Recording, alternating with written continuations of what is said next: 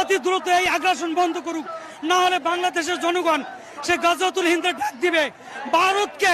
ঠিক অনুরূপ ভাবে কাশ্মীরে আমার মুসলিম ভাইরা আক্রান্ত হলে আমাদের হৃদয়ে রক্তক্ষরণ হয় কি হয় না? ভারত যদি গৌর গোবিন্দের ভূমিকায় নামতে চায়, দেশের 18 কোটি মুসলমান শাহজালালের ভূমিকায় নামবে। বন্ধুত্ব ইজ ওয়েলকাম, দাদাগিরি নয়। বন্ধুত্ব ওয়েলকাম, দাদাগিরি নয়, লাউড এন্ড ক্লিয়ার। ভারত যদি বন্ধুত্ব দেখায়, বন্ধুত্ব পাবে। কিন্তু ভারত যদি বাংলাদেশে আধিপত্যবাদ বিস্তার করতে চায়, বাংলাদেশের 18 কোটি জনগণ সেটা রুখে দেবে।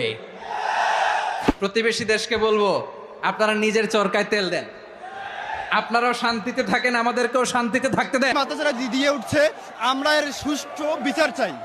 মোদী, তুমি যদি ঠিক না হয়ে যাও তাহলে পৃথিবীর মুসলমান তোমাকে ছাড়বে না। তুমি হয়তো আজকে ঠিক আছো, ঠিক মনে রাখো, কালকে তোমার আসন ঠিক থাকবে না।